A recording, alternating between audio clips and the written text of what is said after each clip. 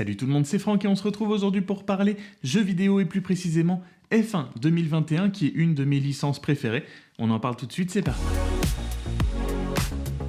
Je vous avais demandé votre avis récemment sur le fait de parler un peu plus de jeux vidéo sur la chaîne. J'avais envie d'essayer de vous parler un peu plus de jeux vidéo et d'objets en rapport avec le jeu vidéo sur la chaîne. On commence donc aujourd'hui avec F1 2021 qui est, oui, une de mes licences préférées puisque je joue à des jeux de Formule 1 depuis que j'ai 7 ou 8 ans, c'est-à-dire depuis 1997 avec F1 World Grand Prix sur Nintendo 64. Je n'avais pas acheté le F1 2020 puisque j'avais le 2019, il n'y avait pas des grands changements, tout ça. C'était pas une période où je jouais beaucoup, mais j'avais très envie d'acheter le 2021 puisqu'il y a du nouveau contenu dont on va parler. Mais donc tout ce que je baserai comme a priori et comme comparatif, ce sera avec F1 2019, comme j'ai pas eu le 2020. Mais on commence évidemment par le premier truc que j'ai fait quand j'ai lancé le jeu, c'est-à-dire prendre une voiture et aller rouler pour voir à quoi ressemblait le jeu. Et graphiquement, c'est bien, c'est pas extraordinaire, même sur Xbox Series X, il y a du ray tracing. Honnêtement, ça se voit pas forcément. J'avais lu qu'il s'était beaucoup concentré aussi sur l'animation et sur le fait de remplir, entre guillemets, un petit peu plus les alentours et les abords de la piste avec un petit peu plus d'animation, plus de gens dans les gradins, tout ça. Quand je joue, je me focalise sur la piste qui est devant moi, je regarde absolument pas autour. Donc graphiquement parlant, c'est pas mal, les couleurs sont sympas. On voit juste beaucoup plus ce qui se passe notamment sur le volant, avec notre position, avec le delta par rapport à notre temps autour, etc. Les informations sur le volant sont beaucoup plus claires. Le HUD, la présentation des infos aussi est centrée maintenant et plus en bas à droite, donc on peut voir dans les miroirs de gauche et de droite. Incroyable.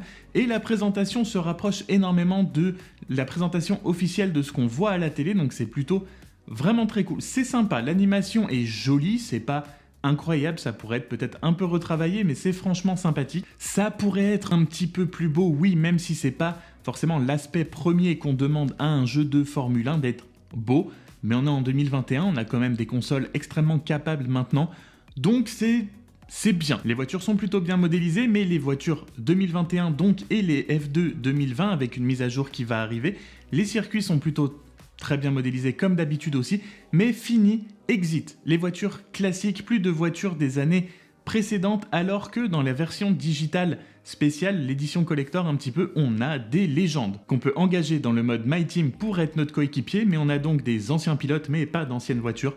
Je ne jouais pas beaucoup avec les anciennes voitures, donc personnellement ça me dérange pas beaucoup, mais je sais que c'était quelque chose qui était quand même apprécié, et de temps en temps prendre une voiture classique, entre guillemets, et changer un petit peu de façon de conduire et tout ça, ça pouvait être appréciable. Donc on a ce contenu-là en moins, mais on a du nouveau contenu que je considère comme un très bon bonus, qui est le mode histoire, et qui est notamment là, je pense, avec le rachat de Codemasters par Electronic Arts. On a un mode histoire pour la première fois dans un jeu de Formule 1.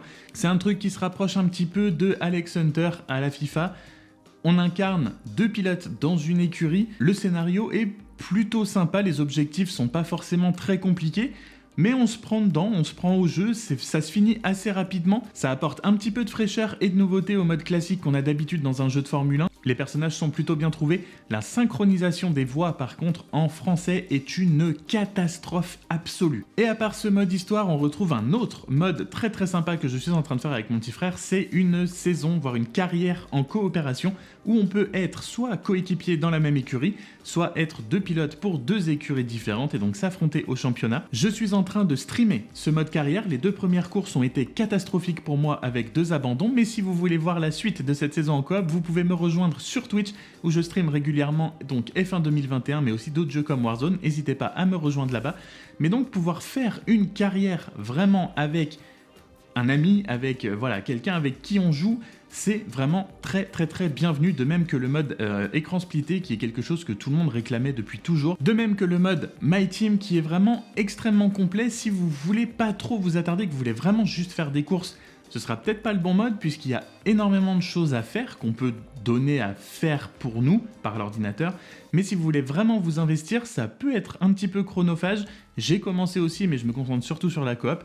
Mais le mode My Team est plutôt très sympa et c'est donc là où vous pouvez engager des légendes de la Formule 1 pour construire votre écurie, faire évoluer votre voiture, engager des nouveaux pilotes, développer et garder le moral dans les différentes unités de développement de votre écurie. Enfin voilà, il y a vraiment plein de choses, c'est extrêmement sympa. Et en parlant de développement de la voiture, évidemment, comment se comportent les voitures en course dans F1 2021 ?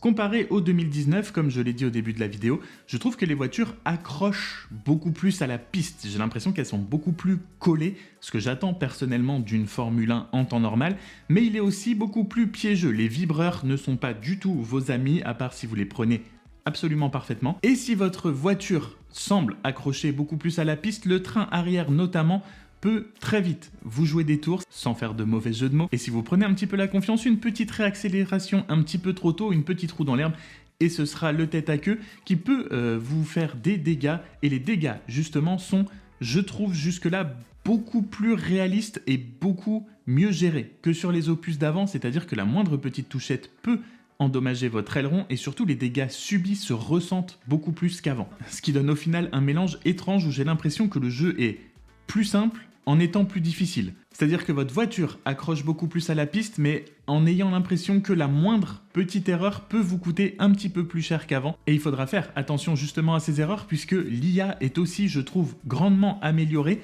Elle est assez agressive, elle n'hésitera absolument plus à défendre sa position ou même faire un petit peu des dive bombs à l'intérieur d'un virage si vous freinez un petit peu trop tôt ou quoi que ce soit. C'est beaucoup plus agréable. Comme d'habitude et comme tous les ans, vous pouvez régler graduellement la difficulté du jeu grâce au niveau de l'IA, mais aussi grâce au niveau des aides. Vous pouvez commencer avec absolument tout et aller progressivement vers quelque chose d'un petit peu plus compliqué, mais du coup aussi beaucoup plus agréable puisque vous contrôlez beaucoup plus de choses.